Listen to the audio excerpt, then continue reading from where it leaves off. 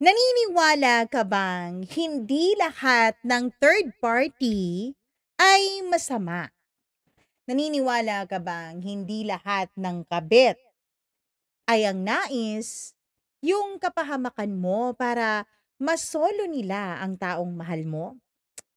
Paano kung dumating ang araw na wala ka na talagang ibang malalapitan at makakapitan, kundi ang taong umaagaw sa iyong kaligayahan?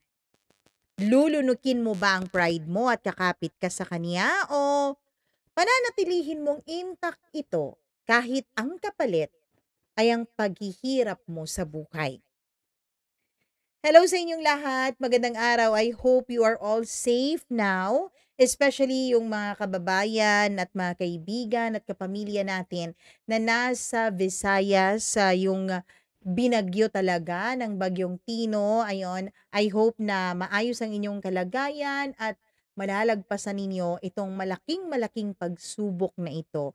Habang pinapanood ko po yung mga video ay hindi ko po talaga maiwasang masaktan at syempre maiwasang malungkot para sa ating mga kababayan. So kung may maitutulong tayo, I think meron pong mga naghahanap ng mga donasyon, hanapin na lang natin sa mga news and everything. At siguraduhin natin na yung pagdodonatan natin ay mga legit talaga na mga agency at mga legit talaga na mga charitable institution.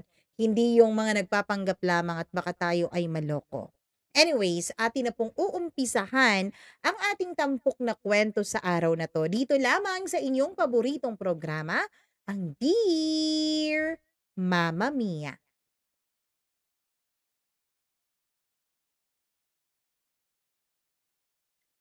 Maraming pagsubok ang dumarating sa ating buhay. Maraming mga taong gusto tayong masaktan at gusto tayong lumubog para kanilang maangkin ang kaligayahan na para sa atin.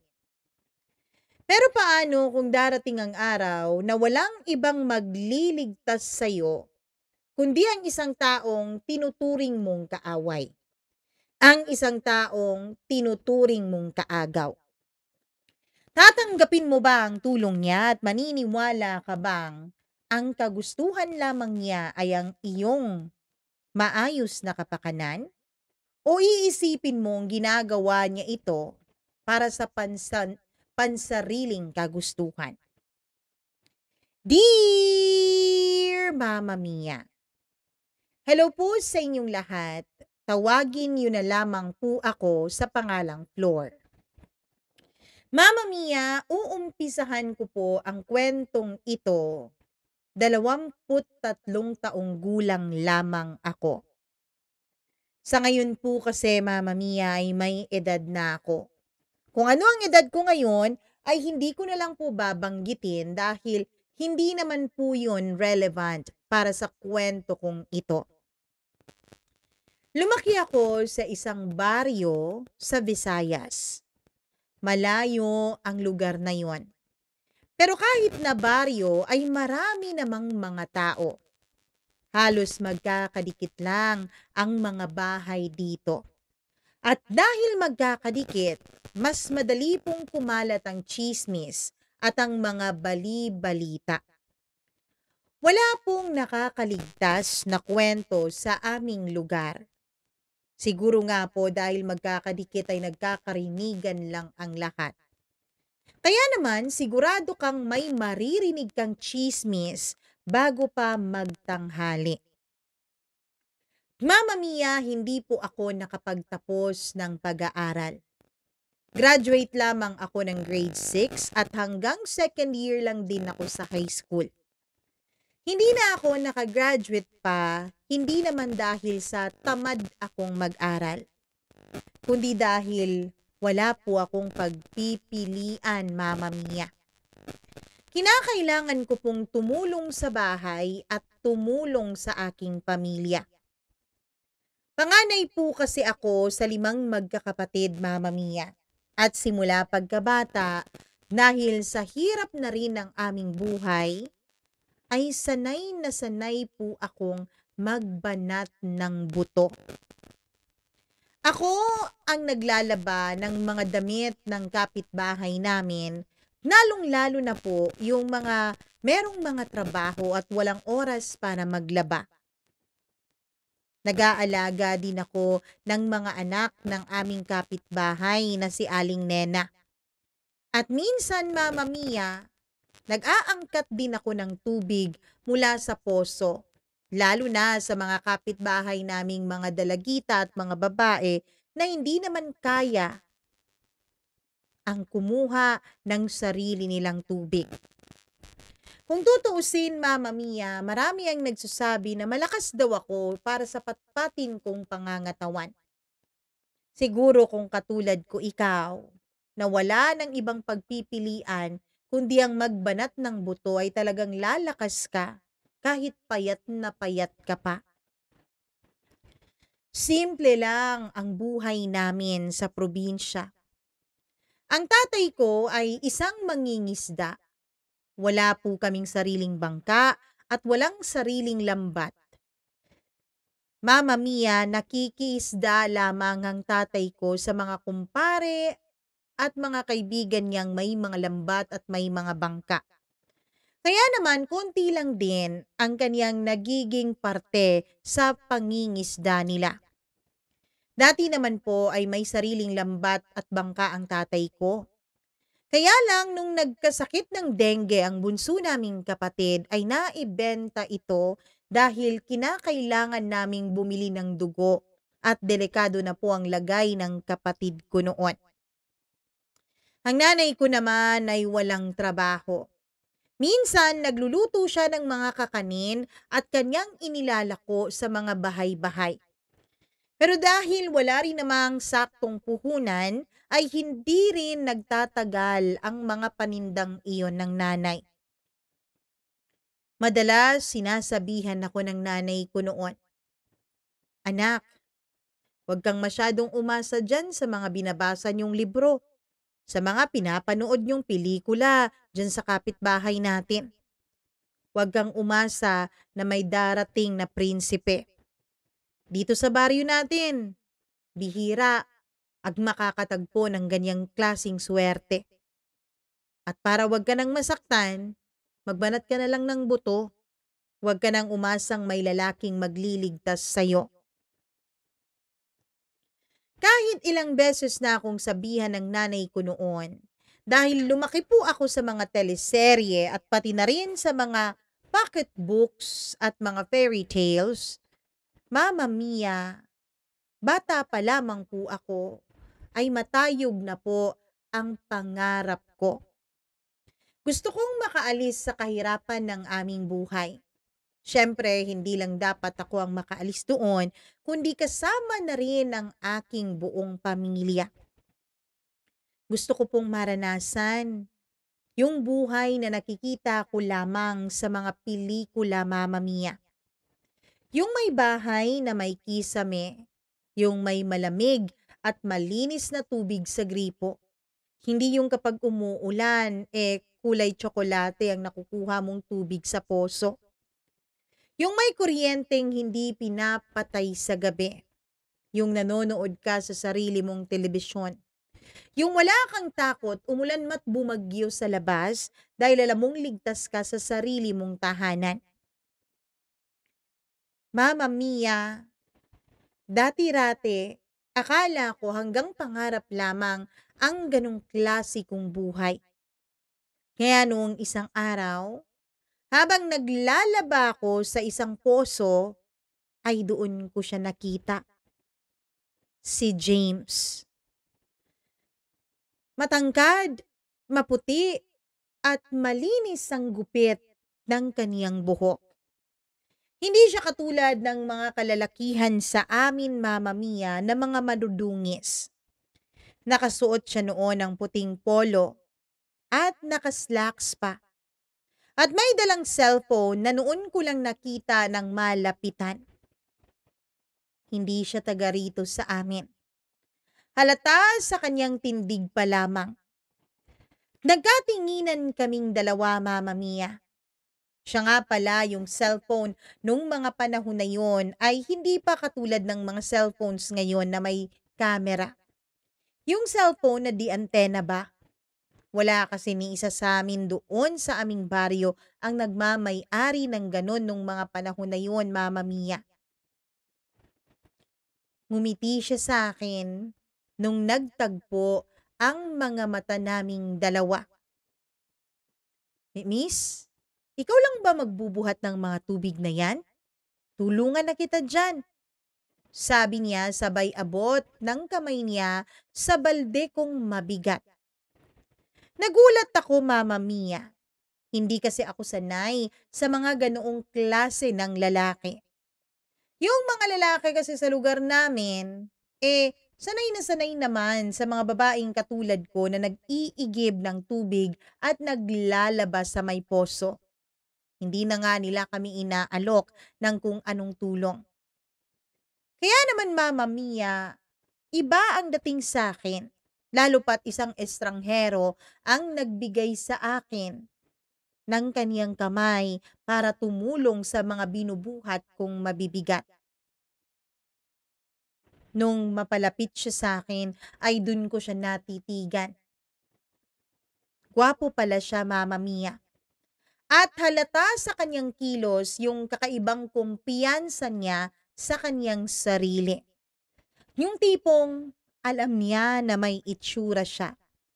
Yung tipong alam niya na gwapo siya. Pero hindi naman niya pinagyayabang iyon. Alam niyang mapapatingin ka talaga sa kanya at mapapatitig. Ah, wag na po, sige lang po, kaya ko naman to eh. Sanay na ako.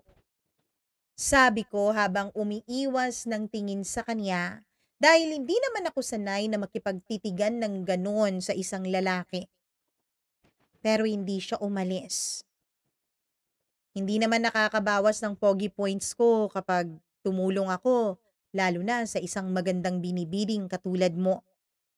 Sabi pa niya sabay kindat. Hindi ko alam kung maiirita ako sa inasal niya o kikiligin ako, Mama Mia. Pero isa lang po ang alam ko. Doon ko unang naramdaman ng kakaibang uri ng kaba. Hindi kaba na dala sa takot, kundi kakaibang kaba na dulot ng mabilis na pagtibok ng dibdib ko nung kinindatan niya ako. Mama Mia, hindi ko alam kung tagasan siya. Hindi ko talaga inabot sa kanya ang balde nung araw na yon. Wag na, kaya ko na, paulit-ulit kong sabi. Kaya naman, dahil nakulitan na ako sa kanya, ay medyo nataasan ko siya ng boses. At dahil doon ay umalis siya. Huwag ka magalit, miss. Nagmamagandang loob lang naman. Alam ko naman po yun, pero wag na po kayo kasing makulit. Ilang araw ang lumipas ay nagugulat ako dahil palagi ko na siyang nakikita sa palengke. Minsan bibili daw siya ng isda, minsan naman tinapay sa may panaderya. Minsan naman, Mama Mia, dumadaan talaga siya sa may poso. At kapag tinatanong ko naman siya kung anong ginagawa niyo doon, ang lagi niyang sagot ay napadaan lang siya dahil baka nandun daw ako. Iniismiran ko lang siya. Pakiramdam ko, Mama Mia, ay dumidiskarte lamang siya kaya hindi ako nagpatinag at hindi ako nagpadala. Kahit ang totoo ay napupugian naman talaga ako sa kanya. Mama Mia, sa bawat araw na lumilipas, tila mas lalo kong nararamdaman na may nabubuhay sa puso ko. Tila mas lalo kong nararamdaman na may inspirasyon ako para lalong magbanat ng buto. Minsan nga kahit walang nagpapaigib sa akin ay pumupunta talaga ako sa may poso. Nag-iigib ako para sa bahay namin. Kahit na may tubig pa naman kami. Ewan ko, pero laging umaasa ang puso ko, Mama Mia, na baka dumaan siya at baka makita ko ulit siya. Pakiramdam ko kasi iba siya sa mga lalaking nagpapakita ng interes sa akin. Hindi naman po siya ang kauna-unahang lalaking nagpakita ng interes sa akin. Meron naman yung mga kabaryo ko. Kaya lang hindi ako interesado sa kanila. Pero sa kanya, parang kakaiba ang dating niya, Mama Mia. Pakiramdam ko, iba ang binibigay niya sa aking ligaya. Simple lang naman kung tutuusin ang kaniyang pananamit. Pero hindi siya probinsyano. Makikita mo talaga sa kanya na galing siya sa syudad. Noong isang araw, Mama Mia, habang nag-iigib ako ay lumapit na naman siya. Ikaw si Flor, di ba? Tanong niya. Ah, opo. Bakit nga po kayo laging pumupunta rito? Huwag mo naman akong pinupo. Alam mo kasi, sa totoo lang, unang araw pa lang kitang nakita dito nabighani na ako sa iyong ganda. Pwede ba, huwag niyo po akong bulahin? Hindi naman porket probinsyana ako mabilis niyo akong mabola. Hindi porket hindi ka taga rito mabilis na akong bumigay sa'yo. Hindi ko naman iniisip yun, Flor. Ang akin lang, gusto ko lang magpakilala sa'yo. Ako nga pala si James. At tama ka, hindi ako taga rito. Napunta lang ako dito dahil dumalaw ako sa tiyahin ko. May sakit kasi siya at wala naman siyang asawa at anak. Kaya ako ang pinapunta ng nanay ko dito para tignan siya. Lord, pwede ba nga bang nandito ako ay maging magkaibigan tayo? Mama Mia, dahil makulit siya, ay sinasagot ko na lang ang mga tanong niya. Hindi naman pala siya presko gaya ng inaasahan ko. Hanggang sa naging unti-unti ang pagiging magkaibigan naming dalawa. Hanggang sa ang dami-dami na niyang kwento sa akin tungkol sa Maynila. Alam mo, maganda sa Maynila. Huwag mong mamasamain maganda din naman dito pero nandun lahat sa Maynila ang mga oportunidad. Alam ko naman yun sagot ko sa kanya. Kaya nga minsan iniisip ko, may aahon ko kaya ang pamilya ko sa hirap kung pumunta akong Maynila? Naku, sigurado yun, sabi niya sa akin. Habang kami ay namamahinga sa isang malaking puno ng mangga na may malapit lang din sa poso kung saan kami unang nagkakilala. Tahimik doon, Mama Mia. Maliwanag din ang sikat ng buwan nung gabing yon. At naririnig ko pa ang lagaslas ng tubig habang umiigib siya sa poso para sa mga balding bitbit ko. Tiningnan nga ako ng diretso. Flor, kung gusto mo, sama ka sa akin sa Maynila. Ano? Anong gagawin ko dun? Gaya ng sabi mo, maraming oportunidad sa Manila. Tapos, pwede mong tulungan ng mga kapatid mo, ang mga magulang mo kapag nandun ka na at nakahanap ka na ng trabaho.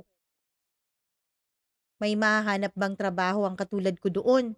Ni hindi nga ako nakapagtapos ng high school Marami. Marami ang pwedeng pagkakitaan mo sa Maynila. Pero kung tutuusin, Floor, hindi mo naman kailangan gawin yun Ang kailangan mo lang gawin ay sumama sa akin. Ano? Anong sumama sa'yo? Floor, alam ko, ayaw mo na dinediretso kita. Pero kasi, babalik na ako sa Makalaway. Ayokong umalis nang hindi ko man lang nasasabi sa'yo to. Kinakabahan ako nung mga panahon na yun, Mama Mia. Kasi kahit naman probinsyana ako, ay hindi naman po ako ignorante pagdating sa mga galawang iyon ng lalaki. Nahimik lamang ako. Hindi ako halos makatingin sa kanya at nagkukunwari pa akong nakafocus lang sa buwan. Floor, Floor, gusto kita. Sana, sana gusto mo rin ako. Sana, sana sa akin ka na lang.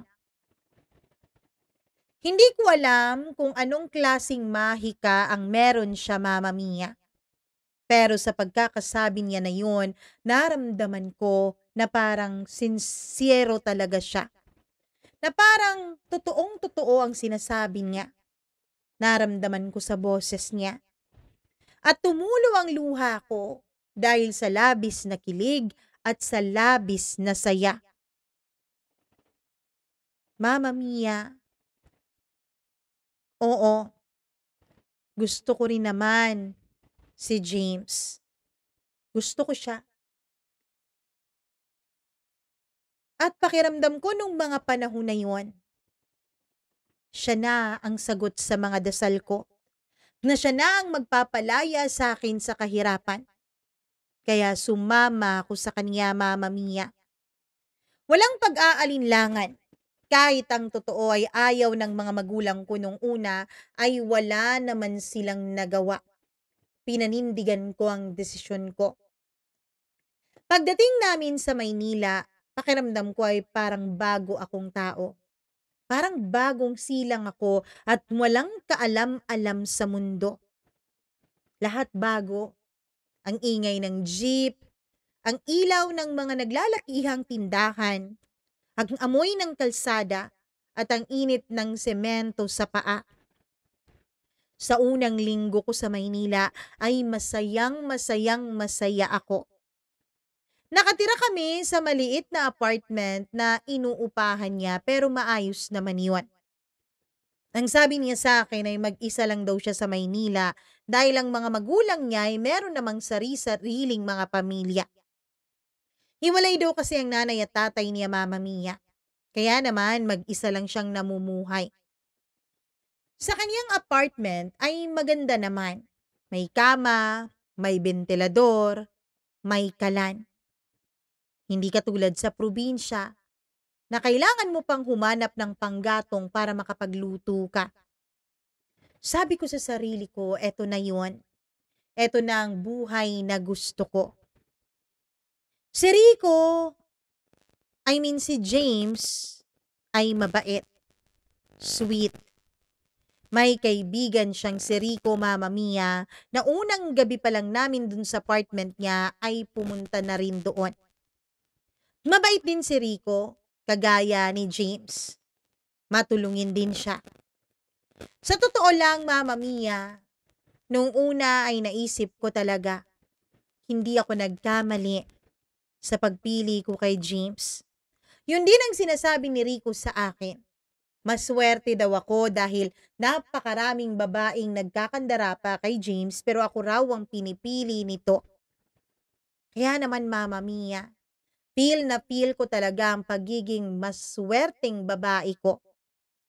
Tuwing umaga, bibili si James ng almusal. Tinatawag niya akong baby. Hinahalikan niya ako sa noo, sa ilong, sa pisngi at sa mga labi bago siya umaalis papuntang trabaho sa umaga. At sa tuwing gabi, niyayakap niya ako ng mahigpit. Lagi niyang sinasabi sa akin na walang ibang babae, Flor. Ikaw at ikaw lang.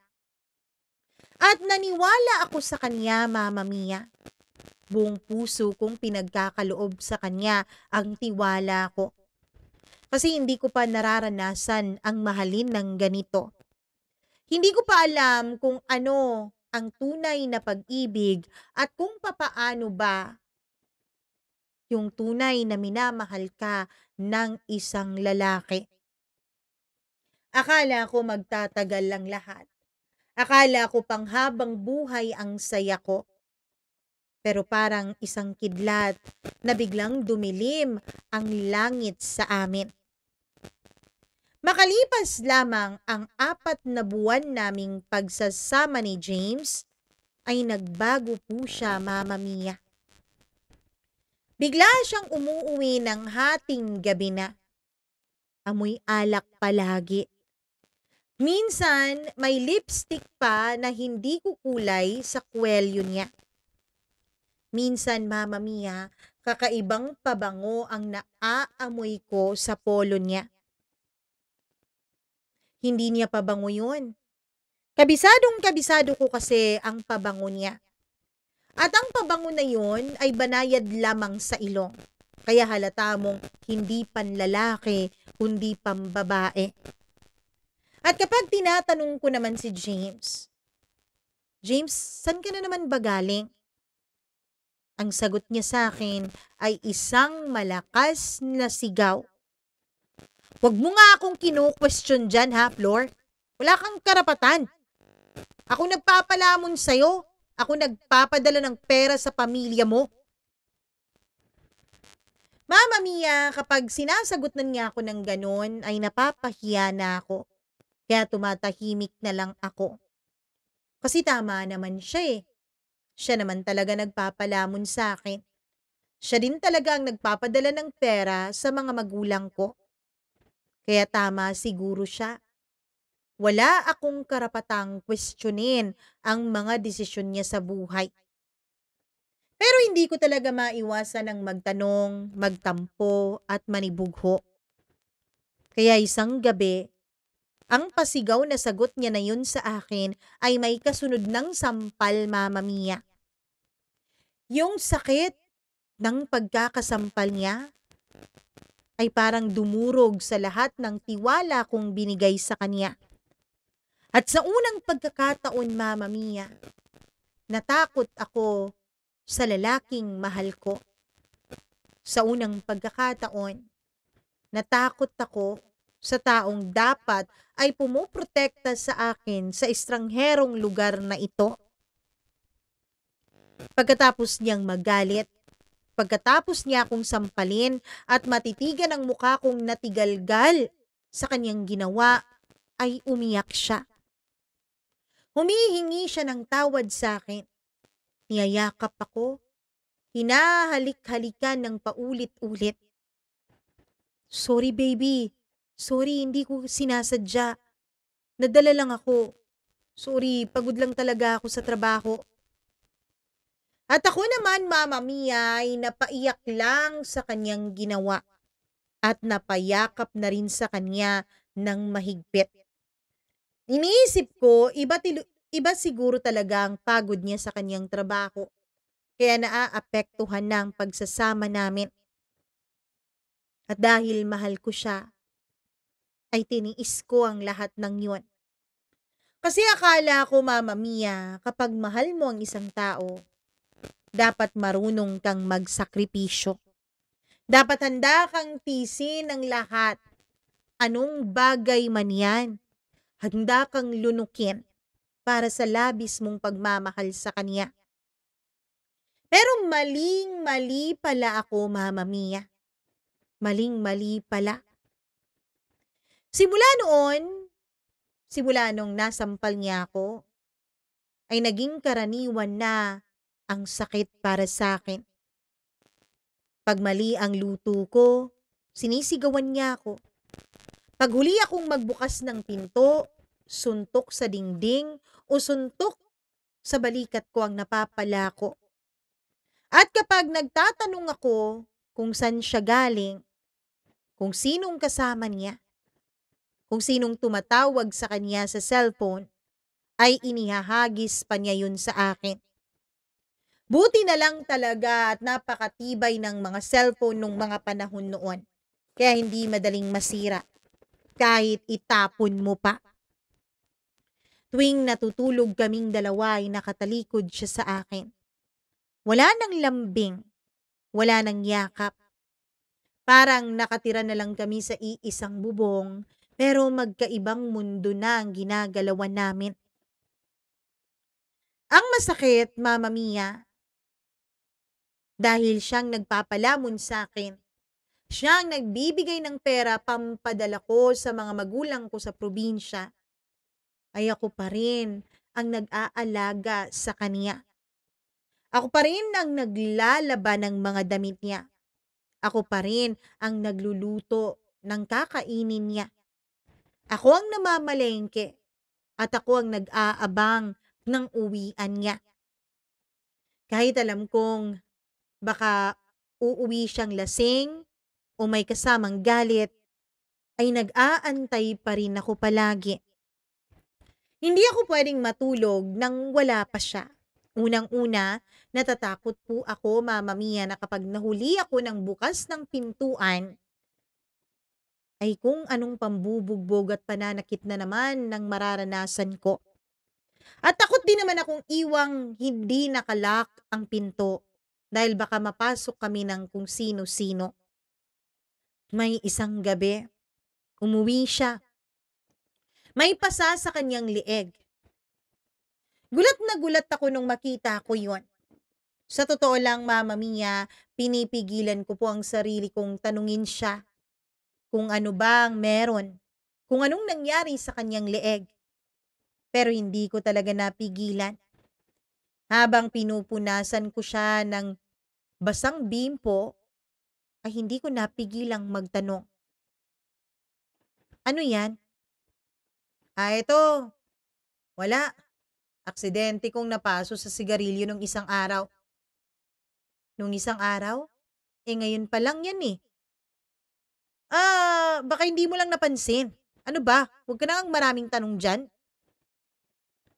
Mama Mia, alam ko namang hindi yun paso ng sigarilyo. Kahit naman po, probinsyana ako, ay hindi naman ako ganun katanga.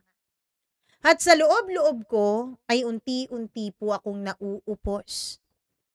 May isang gabi, hindi ko na napigilan habang natutulog siya, ay tinitigan ko siya ng matagal. At tinatanong ko ang sarili ko, eto na ba yun? Eto na ba yung lalaking akala ko magliligtas sa akin sa buhay na puno ng kahirapan? Siya ba talaga ang tagapagligtas ko? O siya ang magiging dahilan kung bakit mas lalo akong magiging alipin? Mama Mia, habang tinititigan ko ang mukha niya ay hindi ko po may pagkakailang mahal ko siya. Mahal na mahal. At hindi ko alam kung paano ako makakawala sa buhay na ito. Kinabukasan hindi na lang ako nagsalita. Hindi na lang ako nagsabi para wala ng away pa. Isang tanghali, Mama Mia, walang pasok noon dahil araw ng linggo.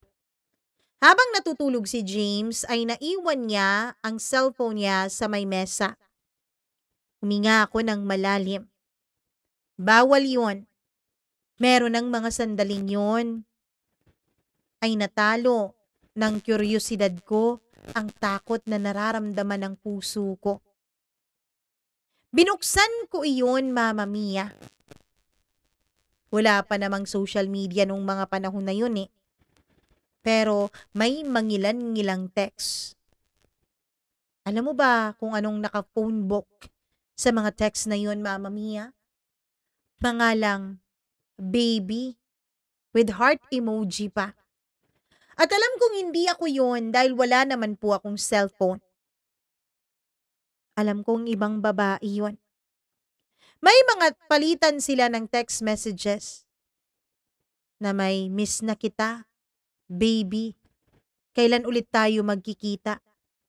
Tinignan ko ang sent items niya at hindi niya may pagkakaila sa akin na wrong sent lamang yun.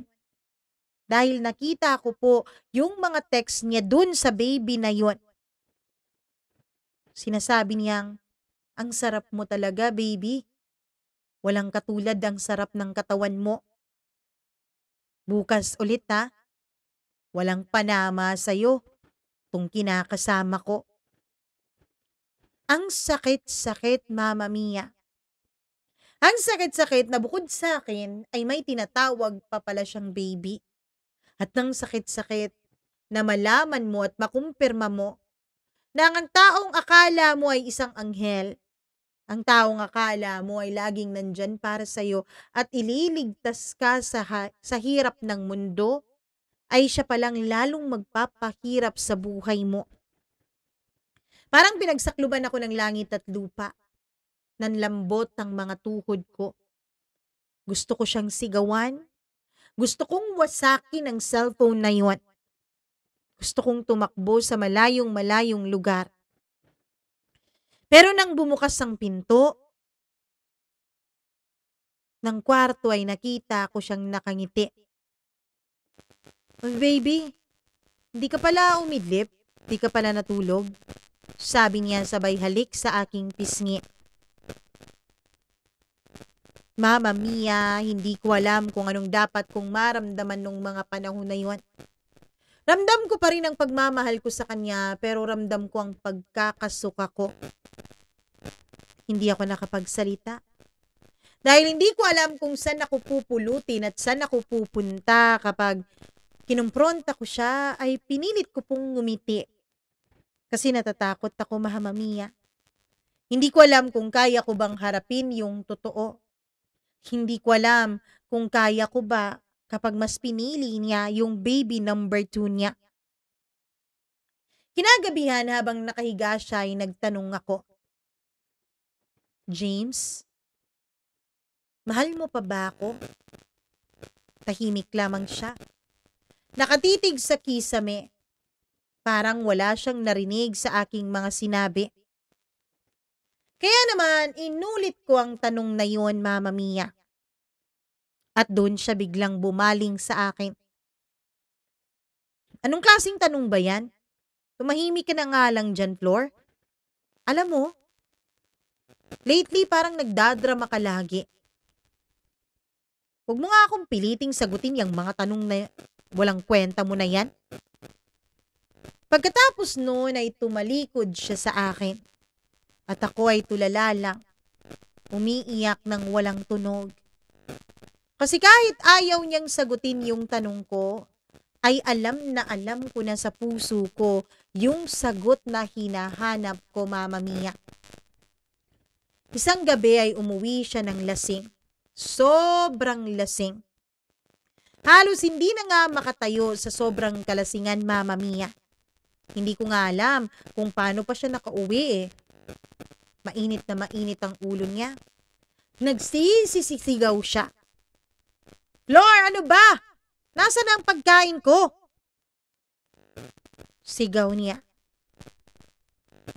"Niluluto ko na, James. Sandali lang, iniinit ko na lang to." Pero bigla niyang hinagis yung pinggan sa sahig. "Ano ba yan, ha? Di ba sabi ko sa'yo? Dapat bago pa ako umuwi, luto na. Dapat bago pa ako umuwi, handa na yung kakainin ko. Hindi mo ba pinapapasok yan sa kokote mo, ha? Tapos ano na naman yung niluluto mo? Munggo na naman?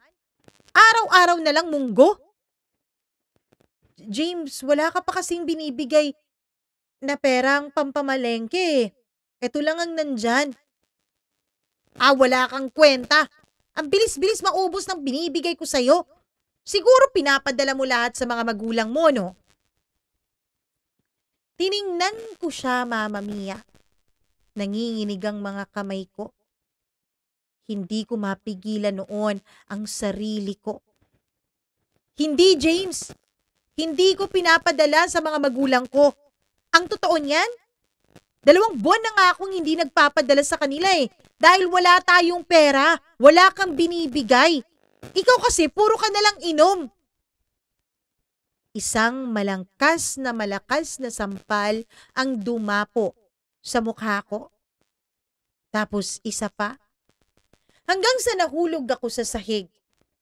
Habang umiiyak ako ay nagmamakaawa ako ng paulit-ulit kay James. "Tama na, James, please." Pero ang sagot niya lang, "Kasalanan mo lahat to. Kung hindi ka ba naman tamad, hindi ko magagawa sa'yo to." At doon sa unang pagkakataon, Mama Mia, nagdasal ako. "Diyos ko, sana tulungan mo akong makaalis dito dahil hindi ko na kaya." Kinabukasan, nagising ako sa katahimikan. Wala na si James. Wala rin naman siyang iniwang pera. Wala rin siyang iniwang pagkain. Umalis siya na ang iniwan lamang niya ay pasa at sugat, hindi lamang sa aking katawan, kundi maging sa aking kaluluwa. Sa araw na yun, Mama Mia, habang naglilinis ako ay may kumatok sa pinto. Akala ko si James na, pero hindi pala. Isang babae, maputi, naka-makeup, naka-miniskirt, at mapulang-mapula ang kaniyang labi. "Si James ba nandyan?" tanong niya. Wala," sagot ko. Mahinahon lamang ang sagot ko pero kinakabahan ako. Tumingin siya sa akin, mula ulo hanggang paa. "Ah, ikaw siguro yung ka-live-in niya, no?" Hindi ko alam kung anong sasabihin ko. Pero bago ko pa siya mapagsarahan ng pinto ay nagsalita siya. "Ako si Samantha, yung babaeng pinupuntahan niya kapag lagi siyang wala rito." Nanigas ako sa kanyang sinabi. Para akong binuhusan ng malamig na tubig. Hindi ako makagalaw. "Bakit ka nagpunta dito? Umalis ka na, wala dito si James." Sinisigurado ko lang naman talaga na tama yung sinabi niya sa akin na magtatrabaho siya ngayon. "Hindi ako naparito para sugurin ka't makipag-away sa'yo, Flor. Tama?" sabi niya. Hindi ako makasagot ni hindi ako makagalaw noon, Mama Mia. "Flor, gusto kitang kausapin." Hindi ko alam kung bakit pero pinapasok ko siya sa loob ng bahay. Umupo siya sa may munting sala, habang ako naman ay halos hindi makahinga noon sa sobrang kaba. Iba ang mga eksenang nakikita ko sa mga pelikula at teleserye. Sa mga eksena doon, yung mga kinakasama o yung mga legal na asawa ang mga matatapang. Samantalang sa amin, iba, Mama Mia. Mas matapang yung kabit kesa sa akin. Huwag kang magtaka kung bakit ako nandito. Kasi alam ko naman kung gaano talaga kasinungaling yang si James eh, sabi niya. At kumuha siya ng sigarilyo at saka sinindihan ito. Wala siyang alinlangan na nanigarilyo sa loob ng bahay at hindi man lang ako tinatanong kung ayos lang ba sa akin. Halos mapaubo-ubo na ako noon dahil hindi naman ako sanay sa amoy ng usok ng sigarilyo pero wala siyang pake. At gusto kong malaman mo rin kung gaano kasinungaling yung kinakasama mo. Nung makita niya ang mukha ko, ay dun siya napagulat at saka hinawakan pang pisngi ko. "Pumapayag-payag ka bang maging ganito, ha? Pumapayag-payag ka bang gawin niya sa'yo to? At bakit ikaw? Alam mong may kinakasama siya, pumapayag ka pa rin na kinakanakan niya." "Well, magkaiba tayong dalawa. Ako, oo, ginagamit niya ang katawan ko, pero ginagamit ko rin naman siya. Siguro naman naranasan mo na kung paano sa kama si James, 'di ba? Magaling siya, nakukuha ako sa kanya ang mga bagay na hindi ko nakukuha sa ibang lalaki. Kaya amanos lang kami. Gamitan lang kumbaga. Pero ikaw inaalila ka niya. Ginagamit ka niya at pumapayag ka lang kasi mahal ko siya." "Ay, tanga ka naman pala talaga, Flor. Hindi naman sapat ang pagmamahal eh. Akala mo ba hindi ka papatayin ng pagmamahal na yan? Kung hindi ka aalis dito, well, antayin mo na lang ang kamatayan mo." Doon ko nalaman ng totoo, Mama Mia. Sinabi sa akin ni Samantha na matagal na pala silang magkakilala ni James. Sinabi niya sa akin na bago pa man ako dumating sa buhay ni James, ay may nangyayari na sa kanilang dalawa. Pero wala raw silang relasyon, Mama Mia. Sadyang binabalik-balikan lang talaga daw siya ni James dahil siya ata ang natatanging babae na hindi nakukuha ni James ng lubusan. Siya ang natatanging babae na hindi kayang api-apihin at paikot-ikutin ni James. Baka naman sinasabi mo lang yan sa akin dahil gusto mong iwan ko si James para masolo mo siya.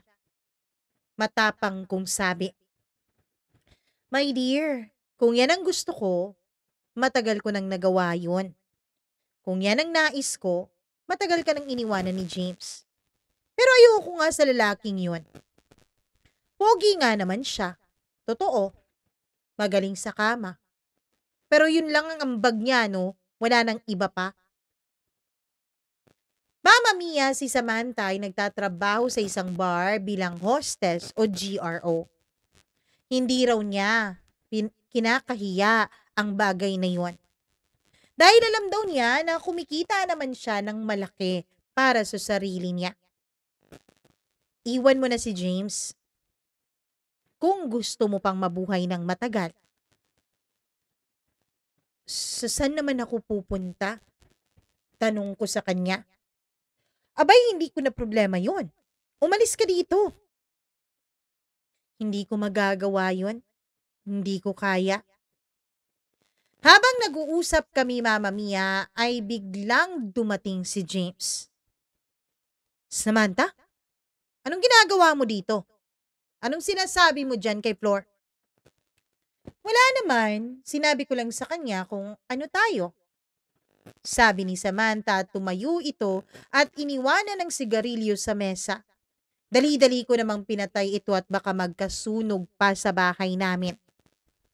Agad niyang niyakap si James at hinalikan sa mga labi sa harap ko. Hindi ko alam, Mama Mia, kung pagkaasiwa, galit o selos ba ang nararamdaman ko. Gusto ko siyang sugurin at gusto ko siyang sabunutan pero hindi ko ginawa.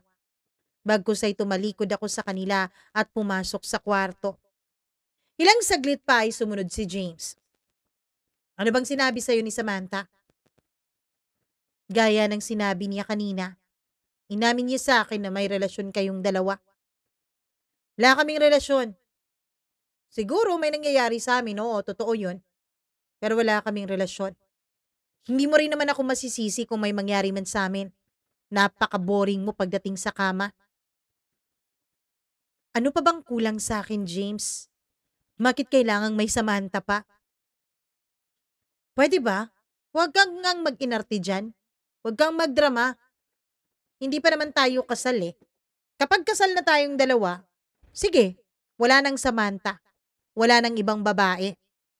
Pero sa ngayon, magtiis ka muna. Magtiis kang may Samantha at may ibang babae pa.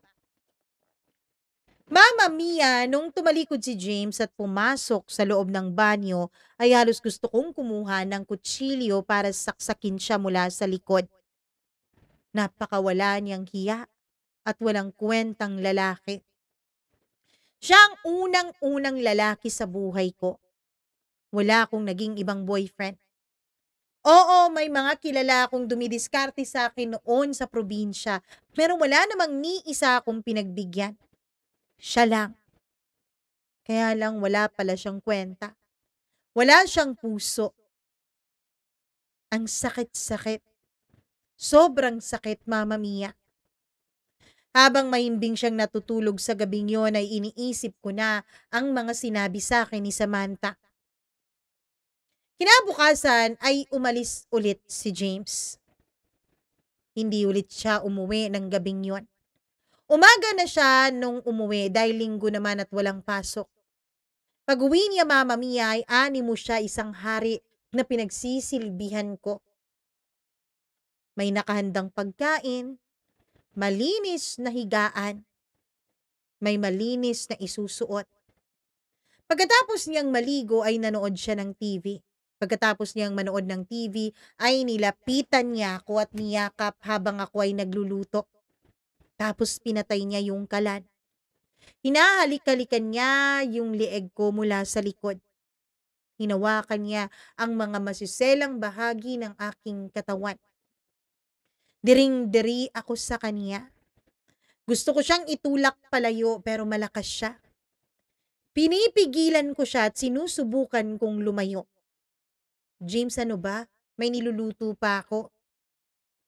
Mamaya na yan. Di pa naman ako gutom eh. Dito ako nagugutom. Sabi niya sabay hawak sa pinakamaselang bahagi ng aking katawan. Inis ako sa ginagawa niya. Pero malakas siya, Mama Mia.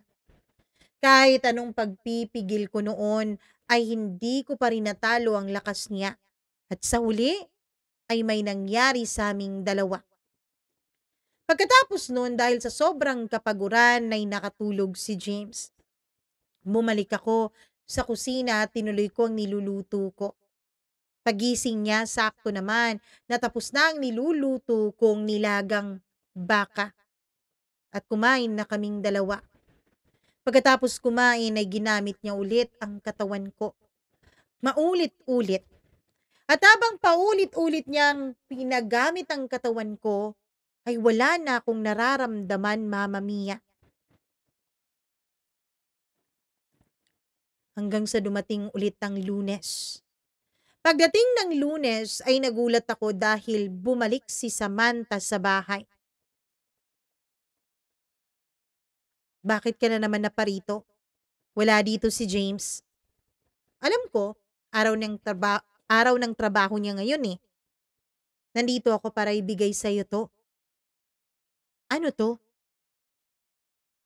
Pera, bulag ka ba? Hindi ko kailangan ng pera mo. Floor, babae din ako. Kitang-kita ko sa mga mata mo na gusto mo nang umalis sa lugar na to. Tutulungan kita. Bakit mo ginagawa to? Dahil gaya ng sabi ko sa'yo, babae din ako.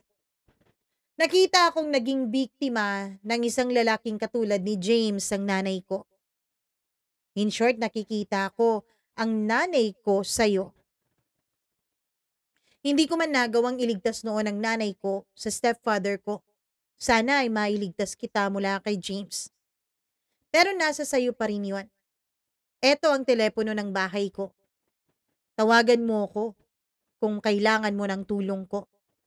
At etong pera na to, siguro naman, sapat na to para makabalik ka sa probinsya mo kung yun ang nais mo. Mama Mia, pagkatapos niyang iabot sa akin ang perang papel at ang papel kung saan nakasulat ang telepono ng bahay niya, ay umalis na siya. Ako naman ay naiwan na nakatitig sa pera, pati na rin sa papel. Halos 1 oras akong nandun sa ganong posisyon. Hanggang sa nakita ako na lamang ang sarili kong binubuksan ng mga aparador ng mga damit ko. At isa-isa kong tinanggal iyon at nilagay sa lumang bag. Nung matapos kong tignan at mapuno ang bag ng mga damit ko, ay tinitigan ko ang apartment na yon sa huling pagkakataon, Mama Mia. Pagkatapos nun ay umalis ako doon. Walang direksyon ng mga paa kong tinatahak. Pumunta ako sa terminal ng bus kung saan ako pwedeng sumakay. Wala naman akong alam na probinsya dun sa Luzon, Mama Mia. Sumakay ako ng bus papunta sa terminal ng pier. Habang nandun ako ay iniisip ko kung ano nga ba ang magiging kinabukasan ko. Kung babalik ba ako sa lugar namin. Sigurado akong galit na ang mga magulang ko sa akin. Ilang buwan na rin kasi akong hindi nagpapadala sa kanila. At syempre, Mama Mia, kapag nalaman nila ang mga pinagdaanan ko kay James, ay sigurado akong sasabihin nila sa akin na ito ang napapala ko sa pagsuway ko sa kagustuhan nila. Ayaw kasi nila dati na sumama ako kay James eh. Pero nagmatigas ako dahil nga nagpadala ako sa bugso ng damdamin ko. Habang iniisip ko kung tutuloy ba ako at bibili ba ako ng tiket sa barko, ay nakita ko yung papel na pinagsulatan ni Samantha ng kanyang numero. Nakakita ako ng payphone doon sa may pier. Wala sa loob kong dinadayal ang numero na yon. Hello? Sagot ng isang lalaki. Kilalang kilala ko ang boses na yon, Mama Mia. Alam kong si James yon. Hindi ako sumagot. Hello? Ulit niya. Sino ba yan? Tanong ni Samantha. Ewan ko, hindi sumasagot eh. Eto, kunin mo, baka boyfriend mo to. Sabi ni James. Hello? Noong si Samantha na ang sumagot ay tsaka ako nagsalita. Umalis na ako kay James. Hindi ko alam kung saan ako pupunta. Nasaan ka ba ngayon? Pupuntahan kita. Wag na, baka masundan ka ni James. Baka isama mo pa siya. Magkita na lang tayo bukas. Kinabukasan, Mama Mia, matapos kong magpalipas ng gabi sa isang apartel, ay nagkita kami ni Samantha. Sinabi ko sa kanya ang plano ko. Humingi ako ng tulong sa kanya. Kung dun ka sa bar na pinagtatrabahuan ko, pihadong matutuntun ka dun ni James. At galit na nga yung walang hiyang yun eh. Sabi niya, saan ka raw nagpunta? Baka may kinakasama ka ng ibang lalaki. Hindi niya alam, ako nagpatakas sa'yo. Anong gagawin ko? Saan ako magtatrabaho? May alam ako. May kaibigan ako sa Angeles. Pupunta tayo doon. Tayo? Oo, tayo. Sawa na rin naman ako dito sa Maynila eh. Ayoko na dito. Doon na lang ako. Doon na rin ako magtatrabaho kasama mo. Antayin mo ako dito ha. Magkikita tayo dito mamaya. Kukuha lang ako ng mga gamit ko. Pagkatapos nun, Mama Mia, ay nagkita nga ulit kaming dalawa ni Samantha. Sakay kami ng bus at pumunta kami ng Angeles. Mama Mia, sinalubong kami ng kanyang sinasabi na kaibigan. Binigyan niya kami ng susi. Yun pala ay susi ng isang maliit na kwartong inupahan ni Samantha para sa aming dalawa. Nung kaming dalawa na lang ni Samantha ang nasa loob ay tinanong ko siya. Bakit mo ginagawa sa akin to? Bakit mo ako tinutulungan? Ano ba? Huwag ka na ngang magdrama. Isipin mo na lang na pambawi ko to sa'yo. Dahil sa may mga gabi na hindi ka sinasamahan ni James dahil sa akin. Isipin mo na lang na pambawi ko to sa'yo bilang nasaktan din naman kita. At yun na nga ang simula ng kakaibang pagkakaibigan naming dalawa ng kabit ng live-in partner ko, Mama Mia. Oo, naging matalik kaming magkaibigan ni Samantha. Pinasok niya ako dun sa bar na pinagtatrabahuan din ng kaibigan niya. Sabay kaming dalawang pumasok doon. Noong una, hindi ko po alam kung masisikmura ko ba ang trabaho ko dun sa bar. Pero tinulungan ako ni Samantha. Tinulungan niya ako kung paano ba umakto, kung paano ba isipin na trabaho lang ang lahat ng to at wala ng iba pa. Hanggang sa lumipas ang mga linggo. Lumipas ang mga araw. Mama Mia, naging maayos na ang buhay ko. Hindi ko masasabing maayos na maayos dahil babaeng mababang ang lipad na ang tawag sa akin. Pero kahit na ganun, kahit ginagamit ko ang katawan ko para pagkakitaan ng pera, ay ayos na rin ito. Kesa naman ginagamit ng isang lalaki ang katawan ko nang walang kapalit tapos bugbog pa ang nakukuha ko. Lumipas pa ang mga buwan at taon. Hanggang sa makilala ko si Fernando. Isang matandang biyudo, Mama Mia, na nagkaroon ng pagkagusto sa akin. Handa siyang ialay sa akin ng lahat. Wala silang anak ng yumao niyang asawa kaya wala akong naging problema. Sumama ako kay Fernando. Binigyan niya ako ng disenteng buhay. Si Samantha din naman ay nakahanap din ng pag-ibig para sa kanya. Hindi sa isang lalaki, kundi sa katulad din naming babae. Sabi niya, sawa na raw siya sa mga lalaking mapansamantala. Sa ngayon, Mama Mia, ay byuda na rin po ako. Hindi rin kami nagkaanak ni Fernando dahil may problema po sa kanya. Baog po siya. Pero hindi naman ako nagreklamo. Maayos ang naging buhay ko mula nung naging kami ni Fernando. Naging maayos ang pagsasama namin. Pinakasalan niya ako. At ngayon, Mama Mia, ay namumuhay na lang akong mag-isa.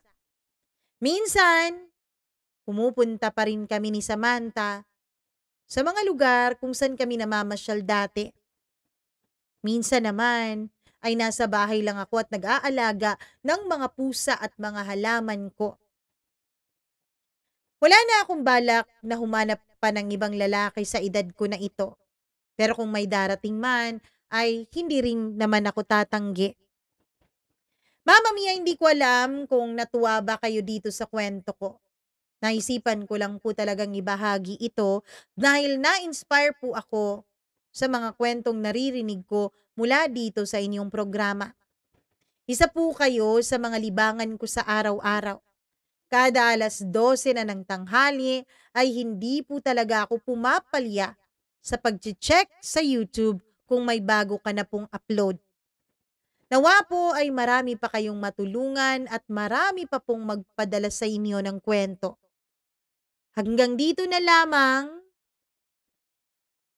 Floor.